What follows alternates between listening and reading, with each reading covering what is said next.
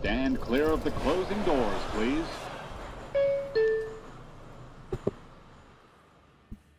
What is up, you guys? Welcome in. Tony Metro here. The breaking news today, of course, as we now all know, Jeff McNeil is no longer a New York Met, as they are sending him to the Athletics along with $5.75 million in cash to cover part of his contract, the deal that he has left of it, at least here. He has a $15.75 million deal. For this year. I'm sorry, guys. Let me start by saying I'm in a new studio for this week as I'm visiting some family, so I'm trying to make sure everything is going all right, but you get the gist of it. McNeil to the Athletics, the Mets sending $5.75 million toward that $15.75 remaining for 2026, and in return, the Mets are also getting a pitching prospect named Yordan Rodriguez, who most recently pitched in rookie ball. I mean, crazy, but I take a just quick look at his bio. The kid was born in 2008, so insane how young and how much more recent the birth dates of up and coming MLB players is happening. But Jeff McNeil no longer a New York Met, so we're going to talk about it. And of course, we're now starting to hear some rumors that the Mets might be talking to Arizona about Ketel Marte. Did not have that on my bingo card. I gotta say, I was happy enough with the Jeff McNeil news, but now with Ketel Marte potentially on the horizon as well, this would be very interesting. So let's get into it. You guys, as you can tell, not in my normal studio, and this is how it's going to be for the rest of the week. It looks like I'm about to tell you a scary story with this lighting setup that I have, but we will fix this as we go along. What is going on, guys? Good to have you in here. Armand, what is up? Hey, Tony, a Christmas miracle happened. That's right. Getting rid of Jeff McNeil, it does feel like a Christmas miracle, 100%. Armand says goodbye and good riddance. I said it for months and honestly even years. This is long overdue. I felt like it had been time for Jeff McNeil and the Mets to just part ways. Has not been the same since winning the batting title in 2022. Not even close to it. 23 was bad. Obviously, all predating that was the McNeil and Lindor drama, the Rat Raccoon situation. And we heard from Mike Puma recently that there was another altercation between him and Lindor just as recently as this July. So I am happy that Jeff McNeil is gone. I'll give credit to him. He actually was somewhat productive here in 2025, but for the most part, I just felt like the vibes were off with the guy. Obviously, him and Lindor have issues, and you're not going to trade Lindor. At least I personally am not. So happy to see Jeff McNeil shipped out of town, and honestly, for the Mets to save $10 million on his contract, that is really, really great in my opinion. I am more than I would have anticipated the Mets getting, and to get a prospect along with him, albeit a prospect that again is a baby. I mean, born in 2008. I guess that would make him like 12, 5, 17, 18 years old, just finished pitching in rookie ball. Yordan Rodriguez. We're going to get into him, and I'm going to be able to share my screen here with you guys in just a minute. But Rick Cuban, good. Finally get rid of him. We get rid of P. We got rid of Diaz. It's all perfectly good for me. Then got the 17-year-old phenom pitcher. Let it be, man. Got to be younger and stronger. See you later. Thank you, Rick. Appreciate you very much for tuning in. Yeah, I don't know anything about Yordan Rodriguez other than I just took a look at his baseball reference page, so I will share that with you guys so we can take a look at it together. But how are you guys feeling? Let me know. Sound off in the chat. Seems like mostly people here are pretty pleased to see Jeff McNeil gone, and honestly, like I have said many times before, it has felt like it is time to just get rid of Jeff McNeil, and that is exactly what the Mets have done here. Gabe, what's up, man? McNeil is gone. I'll have to find a new Met to hate. I'm sure we'll be able to do that. As Mets fans, we're always able to find at least one, right? Usually even more than that. So I think it should be pretty easy. Hopefully not, though. If not, it probably means we have a good team. So yeah, Jeff McNeil definitely was kind of the punching bag of this fan base for a while. Just he got that kind of personality where he's always throwing his equipment and just looking like a pissy mood. So yeah, I totally understand what you mean, Gabe. King One Supreme, I understand the deal, but I felt like they could have gone at least a mediocre MLB reliever. That's what I was hoping for. And if you guys remember, in some of my prediction videos, I went live about it once. I made a long form video about it once where I gave different Jeff McNeil proposals. I tried getting creative. We heard that Kansas City was looking for a second baseman. We heard the Giants were interested in McNeil. We heard the Pirates were interested in McNeil. And in those videos, I was proposing, a middling MLB arm, someone that was ready. And I think what it came down to here, Supreme, is that the Mets actually probably chose to get more compensation as far as the money than taking this prospect. So basically the A's were willing to pay more money down on McNeil's contract, and it meant a lesser prospect or a lesser player return going back to the Mets in this case. So that's how I think this went. The Mets decided that they would take the cash instead, and don't think this is me saying that they're penny pinching and they're not going to spend anymore and they're trying to save a cheap buck.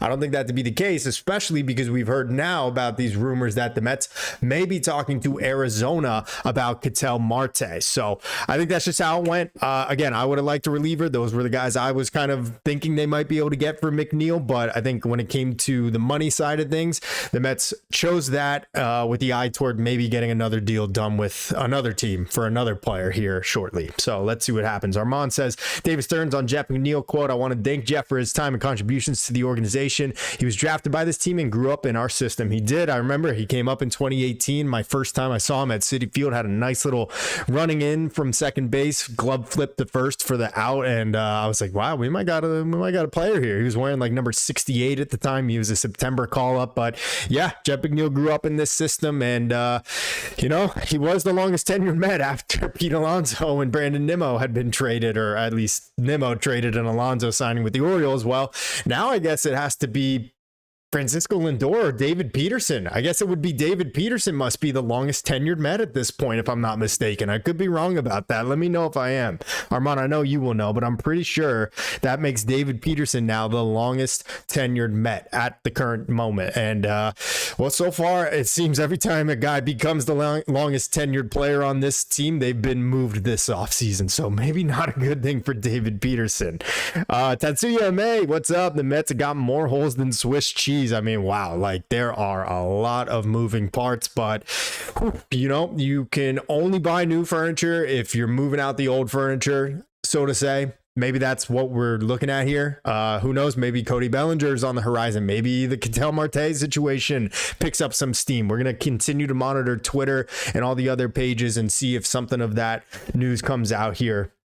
King One Supreme says, doing this to save roughly $6 to $8 million when you factor the buyout is a little puzzling. Yeah, it is. I think so. I think it's also to clear a little bit of roster space now, where the Mets now don't have to have another guy on their 40-man roster. Obviously, Jeff McNeil is gone, and that opens opportunities in left field, whether that is Carson Benj or one of the young guys coming up, or like I've alluded to here, maybe a potential signing or a potential trade. So I get it. We're frustrated given the tweet we just got from Steve Cohen the other day about, payroll, and hearing what Mike Puma reported, 310 to 320 estimated payroll for this upcoming season. But I think this is really more just about roster management than it is really about trying to save a buck or two. And let's just see what follows. But to be fair, I have said that all offseason long. Let's see what happens next. That's what I said after the Nimmo trade. I said that about Diaz and about Pete Alonso signing with other teams. And to this point, I have not been extremely pleased with how the winter has gone for the Mets. So I'm going to be honest, I myself am kind of running thin on patience here. So we're definitely going to need to see something happen here in replacing the guys that have now departed here. So, all right, let me share my screen with you guys again. Bear with me as I am in a temporary studio for the next 10 days or so as I am visiting some family, but it looks like we got everything going here. So how about that, right? Look at us. We're going to go over to Twitter. Bing, bong, boom. Mike Puma, Mets are sending cash, not receiving. We already knew that. So yeah, let's take a look though real quick at actually Yordan Rodriguez. So just give me a moment here, but guys, sound off in the chat. Let me know, are you happy that Jeff McNeil is gone? Are you happy that they got Yordan Rodriguez? Would you have preferred for them to get a better, more closer to being MLB ready, or an current MLB reliever in exchange for McNeil if it meant lesser money being covered by the Athletics? I want to hear from you. Let me know in the comment section, and definitely leave this video a like. Appreciate it. You guys have been awesome, and we are so close to that 4K goal by the end of 2025. I would really appreciate it. We got about 10 days left now, so we're very, very close, about 250 subscribers away, and I would really, really love to hit that. So thank you so much to all of you guys that have been here for the ride and continue to supporting the channel here. It's a lot of fun. I really enjoyed doing it with you all so much. So let's take a look at Yordan Rodriguez. What did he do here in his first professional season? I don't know anything about the kid, but like I said, from Cuba, born January 29th 2008. I mean, what? He is 17. He will be 18 in about a month. That is insane. I wish there was more information on him, but it looks like he made 8 appearances. He started 1 game for the Dominican Summer League, which is another form of rookie ball with the athletics organization, and he's actually a year and a half younger than the average age of that group, so that's impressive. He ended up having a 2.93 earned run average, so pretty good first little, getting his feet wet there in professional baseball. Again, there's probably really nothing that I can say more about it than what I'm just looking at here, but I'm gonna see if maybe MLB.com might have a page on him or something like that. But here we go. MLB.com, Yordan Rodriguez. They don't even have a bio or anything. I mean, there's not even like, the Athletics found him here and they signed him then, and this was his deal. Like, all right, here we go. Athletics signed free agent Yordan Rodriguez to a minor league contract. That was less than a year ago, January 15th, 2025. So at the very beginning of this year, they activated him for the Dominican Summer League, I guess February. And then he, played in the summer league, and he made 8 appearances. So I wish I had some more information on him. I'm going to continue to look for that. Otherwise, let's real quick go take a look at Jeff McNeil, because I kind of want to put a bow on his time here in Queens. Guys, the writing was on the wall that this was probably going to happen.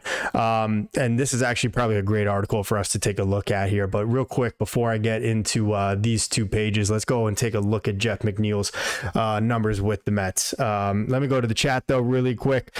And Armand says, yes, David Peterson, then Lindor, the 2 now longest tenured Mets. So David Peterson, who debuted, I believe it was 2020, and then of course Lindor, after they traded for him, debuted in the 2021 season with the Mets. Give me a moment while I get my caffeine fix. All right, here we go. Let's see. Richard Zucker, what's up, man? He says, McNeil's a West Coast guy. He played in Long Beach before he came to the Mets. I'm going to tell you guys a story now because I've never told it before, but I have a friend who is from San Luis Obispo and played with Jeff McNeil and Jeff McNeil's older brother. And I'll just say this, that he did not have very many kind things to say about the McNeil brothers, that they are hotheads, that they are kind of just the kind of kids in high school that we've all known at one point or another, that you're just like, I don't like these guys and they're just trouble. And one of them was trying to take extra strokes in golf, because of course we know the McNeils love to golf, right? So I've never told that story here on my channel, but one of my very, very close friends, I know he's not making it up, has told me on many occasions that the McNeils are not viewed too favorably in his hometown. So it kind of follows him here in New York now as well. But yeah, he definitely seems more like a West Coast guy. I wouldn't be surprised if Jeff has a decent season with the A's. They got a nice little exciting young roster that's coming together here. I wish they would trade us Tyler Soderstrom. That dude is a stud, but unfortunately I don't think that'll be the case. But you got Soderstrom, you got Jacob Wilson manning shortstop, you got of course Nick Kurtz, the rookie of the year at first base, popping 40 something homers. So the Athletics have got a nice little squad that they're building here, and they're getting a veteran bat that maybe that change of scenery will in fact get McNeil's career going again. But look, guys, the Mets are saving $10 million on a guy that's about to enter his age 34 season. He's got this year, and then there's a club option for 2027. But it just hasn't been the same ever since 2022. McNeil, of course, winning the batting title that year with the 326 average. The next year was obviously not nearly as good, but still better than what we've seen from him over the last 2 seasons. But 2023, steep drop off, 56 points in his average, and that was when that shift was implemented, the new rules on it. So it really changed the way that Jeff kind of plays, and so obviously his numbers have completely dipped since then. 238 last year in 2024, had a 308 on base percentage, and then this past year, the batting average wasn't much better, but he got on base at a higher clip than he did in 2024, and obviously hit for a little bit more power, had 12 bombs, the same as last year. But hit for more extra base power in general, and so he did end up with a healthy 746 OPS, a quality 111 OPS plus, but it was time to move on, no doubt about it, in my opinion. So that's pretty much what I'm going to say on Jeff. You know, his 2019 season along with 2022 were clearly his two best years, when he had a 5.2 wins above replacement in 2019, and you know, we were thinking this was going to be our guy. That's just a consistent 300 plus hitter that will contend for a batting title nearly every season. And if you get any extra pop out of him as well, like when he hit 23 bombs in 2019, I mean, that'd be our version of Ketel Marte, but unfortunately just was never able to consistently put it together ever since that shift change after the 2022 season. So Jeff McNeil, it was nice knowing you. Best of luck in Oakland, West Sacramento, whatever it is, I don't know, but yeah, we'll see you later, man.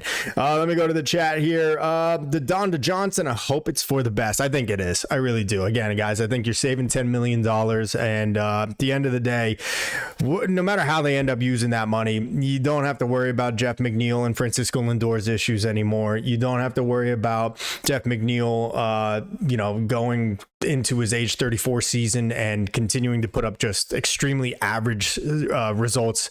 It opens an opportunity for some of these young guys like Carson Bench, like Jet Williams, like his name's escaping me, AJ Ewing, to get an opportunity to get more at bats in different positions. So you know, it was time to move on, and I do think it is for the best.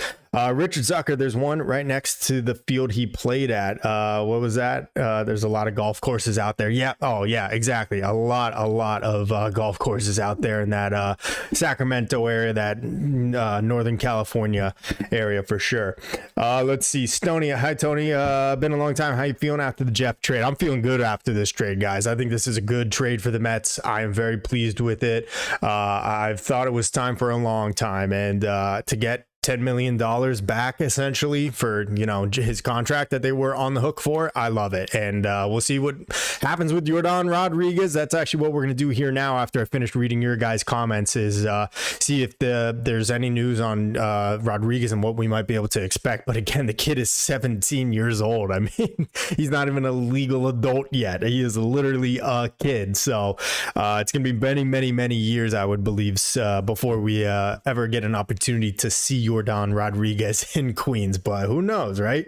Armand, the McNeil brothers sound like they're the real life Doyle Rules family from Billy Madison. 100%, man. That is exactly how my buddy described the McNeil family growing up with them in the Santa Barbara area. Yeah, definitely two.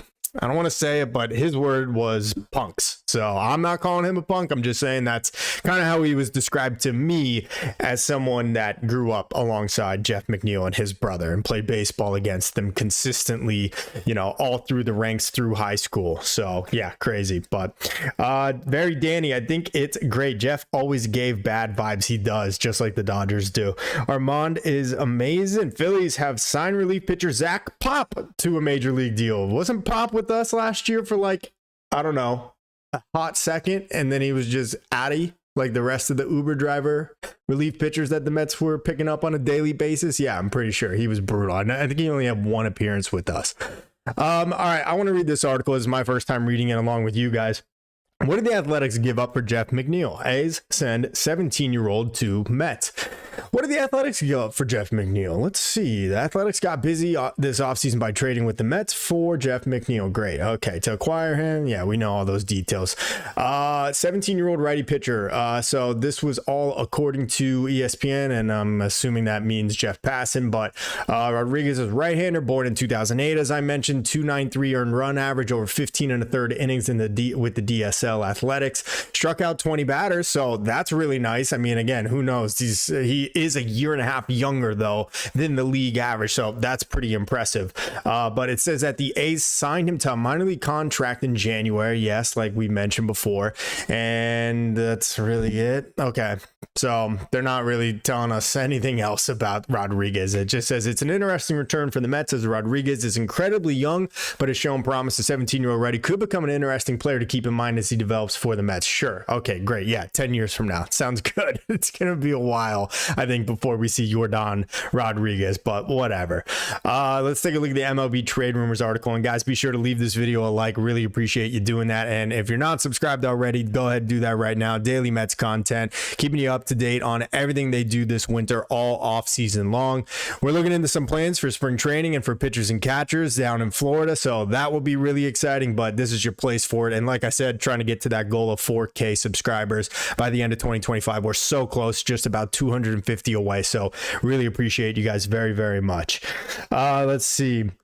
Yeah, it was his first opportunity, Armand, in the DSL. Yeah, he is young and no doubt about it. McNeil debuted in the big leagues in 2018. Yeah, okay. We kind of have a good idea of everything that we need to know about this trade, I think. So let's go over to Twitter, because Francis Romero, who is an excellent reporter, I don't know the outlet that he is with, but I do know that he has broken quite a bit of very good stories, very good, very big acquisitions, trades, signings, things of that nature over the last couple of years regarding Major League Baseball. I'm trying to find his name. Let's see. I know it's in my mentions here. Somewhere in here. Sorry, just give me a second, folks. Again, like I said, this is a new studio that I'll be in for at least the next week, so I'm just trying to get all my ducks in a row. Here we go. Francis Romero. So this is what he tweets right here. With Jeff McNeil gone, the Mets are believed to be exploring Ketel Marte, or at least discussing him in trade talks, per an industry source. Okay, so this is really interesting, because first of all, let's take this with a grain of salt, because he says the Mets are believed to be exploring Ketel Marte, and then he says, or at least discussing him in trade talks. Now, that doesn't necessarily mean that the Mets are talking with the Diamondbacks about Ketel Marte yet. This might just mean the Mets are talking internally about Ketel Marte, which, if that's the case, it means absolutely nothing. But let's just say that the Mets are in fact engaging with the Diamondbacks, trying to figure out what exactly it is that they'd be looking for Marte.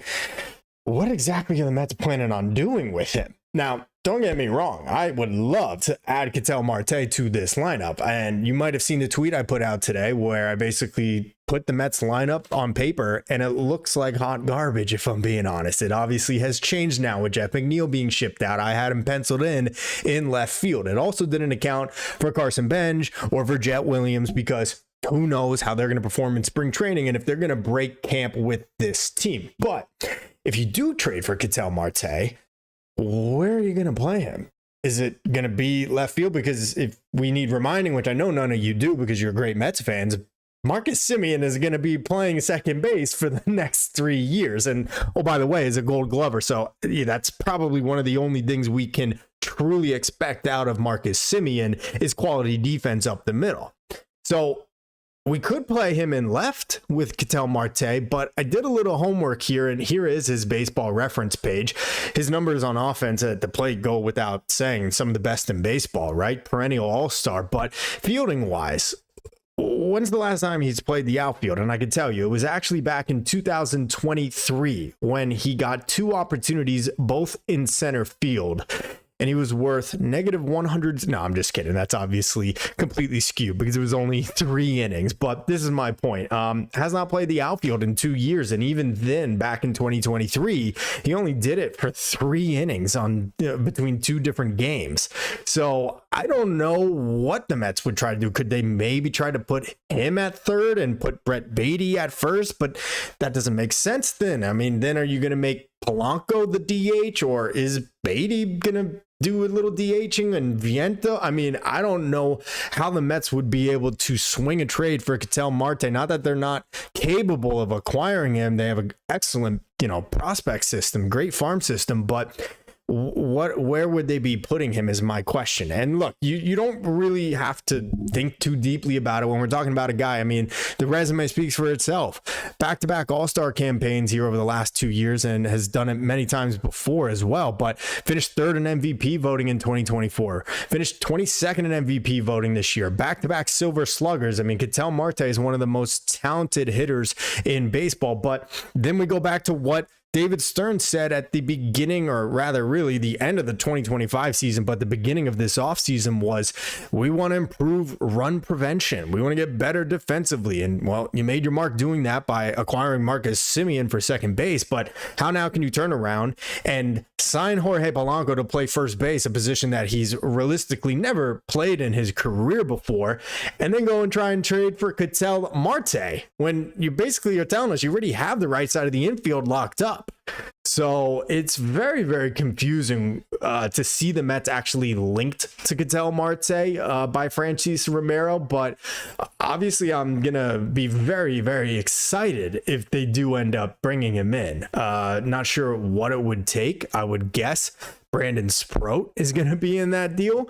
If it's involving Jonah Tong, I have a huge problem with that because yeah, he's not extremely expensive, but he is still going to be getting paid $19 million through 2030. Plus, he has a player option for 2031, and he is 32 years old. So I like Ketel Marte. I don't necessarily love Ketel Marte entering his mid-30s, especially coming off what some may have been kind of downplaying, but some locker room issues, some clubhouse issues in Arizona, where he essentially skipped out on playing a few games this year before the All-Star break. Then he did play the All-Star game. There was one occasion where his home in the Dominican Republic was robbed, where he left to go take care of that, but then skipped another game along the way. And I guess with some nagging injuries, kind of milking some of that stuff. I don't know the whole validity of all of those rumors, but I have heard it. I have read it. I think you guys have too, and it's been reported by reputable reporters. So it is a little concerning, but I can't imagine I'd be disappointed with the Mets bringing Ketel Marte and putting him in this lineup, depending, of course, on what the package is going back. So let me ask you guys, what would you do? What would you be willing to send Arizona for Ketel Marte? I made the trade proposal earlier this week that was very controversial. It seemed like people either loved it or they absolutely hated it, but the 3-team deal, because the Rays had been interested in speaking with the Diamondbacks about Ketel Marte. So I said, let me see how I can insert the Mets into it, because that's what I do with everything in my life, and decided the Mets could send Sproat and Ryan Clifford along with Kodai Senga's contract to Arizona, taking care of the Rays portion of the trade, and then the Rays turning around and sending Yandy Diaz and Ryan Pepio to the Mets. So that one, obviously, it was either you loved it or you hated it, but now the Mets may be dipping their toes into the Ketel Marte sweepstakes. So who knows? We'll see. I'm going to continue to refresh Twitter and see if anything comes about here as I try to find my mouse cursor, because again, this is not my normal studio setup and I'm kind of struggling here with it, guys. Let's see if Francis has anything else to say, but also let me go back to the chat. McNeil rules. I love that ping element. That's amazing. Let's see. Joe Satter, not surprised with the moves, just shocked that it's all happening at once. Yeah, I mean, look, I said it throughout that epic collapse for the final 2-3 months of the season that I expected the Mets core to look different, that the Mets were going to break up part of this core. They have essentially broken the entire core. I mean, like, it is over, right? Like, Jeff McNeil is gone. Pete Alonso is gone. Brandon Nimmo is gone. Edwin Diaz, did I say him already, is gone. Yeah, it is crazy how much it's just over. And I'm not against it, honestly. I mean, like I've said in many of my tweets and some of my videos, this Mets core failed to make the playoffs 5 of the last 7 years. In 2022, they collapsed down the stretch, didn't win the division, first round exit.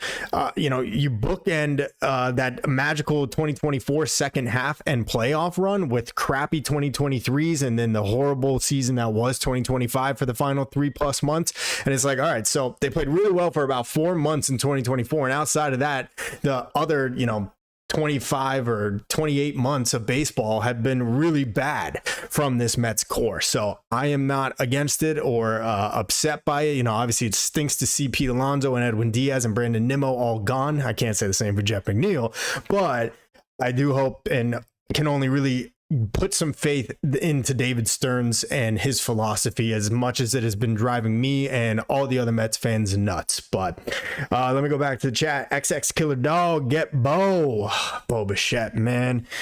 I'd love Bo Bichette. He's willing to play second base, which obviously doesn't help us anymore. If he was willing to play third base, okay, but I just think he's trying to cash in now off an epic and really impressive World Series performance and playoff performance that I don't know if he's going to be worth what he's seeking, $250 to $300 million. I would much rather, if the Mets are going to go for another infielder that's just a simply free agent, would be to sign Alex Bregman. I mean, it kind of throws everything out of whack now after signing Jorge Polanco. I got to be honest, David Stearns has really painted us into a corner here where I would have loved for the Mets to sign Alex Bregman at third and put Brett Beatty over at first base in the break glass in case of emergency situation where Pete Alonso left. And that's exactly what happened. But with Jorge Polanco aboard and expected to be playing first base, we just heard from him today in his interview. That's basically what he said. He volunteered himself to play at first base.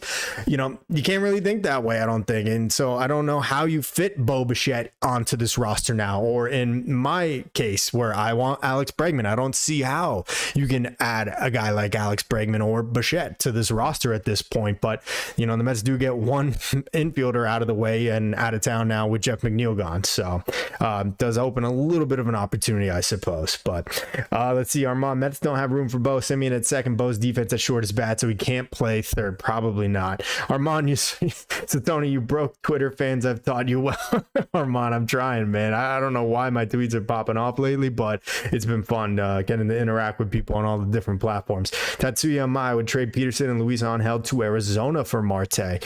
I don't think that's going to be enough, to be honest with you. It's definitely not. They're going to want prospects. They want like legitimate like prospects like Brandon Sproat and like, I don't know, an AJ Ewinger and like I said, like Ryan Clifford. Like they're going to want at least two of those guys because, you know, yeah, they don't need to trade Ketel Marte. He is on a super affordable contract, $19 million for the next like 5 or 6 years. So there's really no need for Arizona to trade him. And they want to cash in, I think, more than they just want to simply get, you know, some spare parts back like Peterson and Luis Angel Acuna, who, yeah, is still young and former decently ranked prospect. You know, he was a top 100, but really never seemed like he was like, you know, a real true top 100 prospect, if you know what I mean. They always kind of knew he was a glove first speed guy, and it was always, if he hits enough, he could be a really quality MLB player, which to this point has just not been the case for little Louis. But let's see, Steven, take Ryan Clifford out of that because the Mets' future first baseman of the New York. I mean, maybe, who knows? We said that about Brett Beatty, and now 4 years later, it's looking like, okay, he could be, but that's after we also said that about Mark Vientos, who after 2024 had the 2025 season that he had. So look, prospects are suspects until proven otherwise. Like, we can all hope that Ryan Clifford's going to be the next Pete Alonso, but he might be the next Ike Davis. He might be the next Lucas Duda. He might be, insert any failed prospect over your Mets fandom over the many years, and it could be that guy. So yeah, I get it. It hurts to, you know, trade a top prospect, but you got to give to get, and I will always take the sure thing over the prospect, with the exception of some cases, right? Let's see, Stoney, only one on this core is Lindor. Yeah, the only one on this core is Lindor, and he wasn't even an original or, you know, a homegrown Met. But yeah, and it's time to build a new one around Soto, 26 years old. You still got some decent, I think, couple years with Francisco Lindor. So I am really excited to see what's next. Fringe photo, Tony, do you think the Mets will go after Mr. Scuba, or is that a pipe dream? I think it's a pipe dream. I don't really think the Mets are going to want to ante up what it's going to cost, and it doesn't make sense, honestly. Like, why trade the moon for a guy that is going to be a free agent next year that has Scott Boras as his representative? I mean, he is destined to test free agency next year. We have heard that they might be open to doing an extension mid-season, whether it's with the Tigers or with another team that he gets traded to if that happens, but it just doesn't make sense to trade Jonathan, Brandon Sproat, and then insert probably 2 to 3 more prospects from the top 15 of the Mets system, along with a MLB veteran starter, it just doesn't make any sense to send all of that away for a guy that may not even be with your team next year, or that you could simply sign for money next year. So I get it. Back-to-back Cy Young champ. I get it, but I don't think they're going to be in on those fringe. Stefan, what's up, dude? You can finally catch on our live stream because it's not the crack of dawn out there where you're living. Welcome, man. Good to hear from you. Our talks with Ketel Marte. True. Well, Francis Romero, who you guys are looking at his Twitter profile, should probably interact a little bit more here. Randy Arozarena was traded from the, okay, so that was in July of 2024. So one of his good stories that he broke, but Francis Romero is the one that reported that. He said, with Jeff McNeil gone, the Mets are believed to be exploring Ketel Marte, or at least discussing him in trade talks, per an industry source. So, you know, we haven't heard anything else but that, but Francis has been on it in the past, breaking other stories. Like I just showed you the Randy Arozarena tweet that he has posted on his profile. So he has definitely been in on some of these big time things in the past. But this tweet, let's see what he says here. Francis says, Jordan Rodriguez, the 17-year-old right-handed pitcher traded to the Mets for Jeff McNeil, is expected to be assigned in early 2026 to the Mets complex in Port St. Lucie. He's still in the Dominican Republic after pitching in the DSL in 2025. Okay, gotcha. So that's pretty much what we need to know. I'm going to just refresh and go to regular old Twitter here and see if we get, I don't know, a passing bomb, maybe something that the Mets are sending Brandon Sproat, and I don't even know who they would have to send for Ketel Marte. Drop your guys' predictions. What do you think the Mets would have to send to get Ketel Marte from Arizona? Because in my opinion, it needs to, at the very least, start with Brandon Sproat. And then after that, I still think we're talking about another top 10 prospect in the Mets system. I have made it known I am not trading Jonah Tong for anything less than an ace. So a Tariq Skubal, and really, how many other aces are there that are available right now? None. But a guy like him, or in the case of Mason Miller, along with some other parts coming from San Diego, that's really the only way I'm trading Jonah Tong. But Brandon Sproat, for me, is definitely on the table. I do like the pitcher. I do think he's going to turn into a number 3 in the future, but there's a lot of things that can happen in between all of that. So, you know, like, for example, when I brought up the Ryan Pepio 3-way trade with the Rays and D-backs earlier this week, or last week, really, I said that, you know, we can all wish and hope that Brandon Sproat might one day turn into what Ryan Pepio already is. And so I will take the sure thing every time. And, you know, if Sproat ends up being really, really good, you know, then sometimes that's just the part of doing business. But if Mets win a World Series with fill in the gap, you know, Marte or Pepio, whoever it is that they trade Sproat for, you won't be regretting it, right? So Stefan, appreciate you being in here. Orange and blue hearts, love you, man. Nico, hey, just joined. What I miss? Nothing, Nico. We're just chopping it up here, guys. Really appreciate everyone being in here. Be sure to leave this video a like. Go ahead and do that right now. And if you're not already subscribed, go ahead and do that as well. Really appreciate it. Trying to get to that goal of 4K subscribers by the end of 2025. We got about 11 days to do it, and we are about 250 away. So really appreciate it. This is your place for daily Mets content all off season long. Keep you up to date on everything they do this winter. So thank you once again to everybody being here. We're going to keep going though for a little bit longer.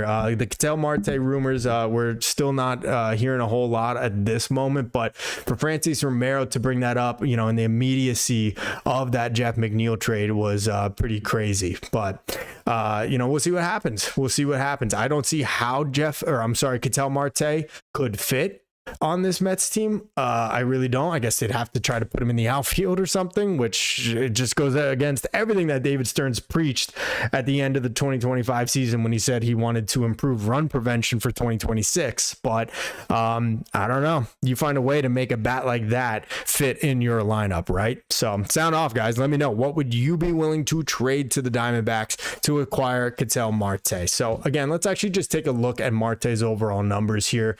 I don't see any new rumors or anything at this moment. So Ketel Marte debuted in 2015, which is crazy. The same year as Francisco Lindor. So they're actually basically the same age. And, you know, for how good Ketel Marte is, he is getting paid a fraction of what Francisco Lindor is getting paid, right? Francisco Lindor, the $325 million contract. Well, Ketel Marte signed a 6-year, $105 million deal with the Diamondbacks.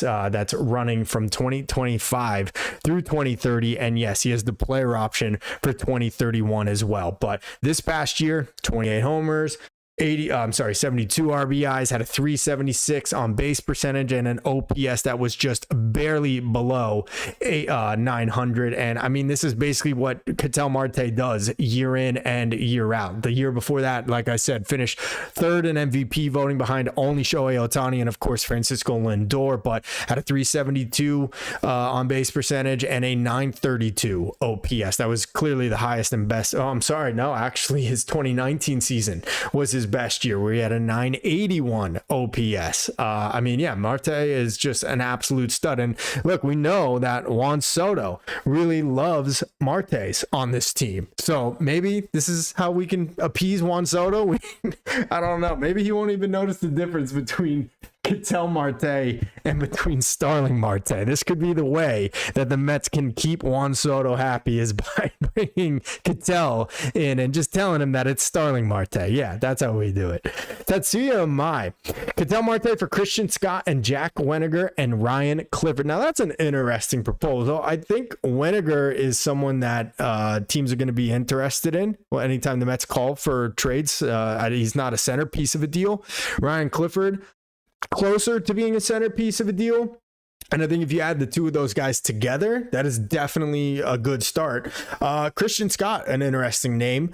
Coming off the Tommy John surgery, of course, missing all of 2024 or 2025 rather, after debuting in the 2024 season. That's just, you know, obviously a question mark, but someone that was a former top prospect. So no, I don't think it's impossible by any means. I think they probably want a more sure thing than Christian Scott. So if Scott were to be in that, I think you'd have to bring it up from Weniger to like Brandon Sproat, or from Clifford, make it Sproat and Weniger and Christian Scott. I think you're probably going to still also need to send back an MLB, ready, a veteran starting pitcher like either Kodai Senga or David Peterson. I don't think there'd be too much interest in Sean Manaea coming off of the year that he just had and the injury concerns in his elbow. But I think that the Diamondbacks are going to still be seeking an actual MLB starter to put into their rotation right now, seeing as though Corbin Burns will be down till at least August, coming off his Tommy John surgery. And, it usually takes at least a month or two to kind of ramp back up and feel like yourself again as a starting pitcher, as any pitcher coming off of TJ. So it's going to be a kind of a weird, I think, ramp up period for him. But Stoney, Tony missed my comment. No worries, dude. I'm sorry, Stoney. Which one was it? Tony, do you think we got a chance to get Tucker or Bellinger? There you go, Stoney. I got you, man. Sorry, I have to keep adjusting my camera here. I'm on a little mini tripod and stupid thing won't stay up. I think they should be in on both guys. I think the Mets definitely should try to come away with either Kyle Tucker or Cody Bellinger. I don't know what's going on with Tucker. We know that he came into the offseason seeking a decade-long deal for $400 million. The market has definitely gone cold on him.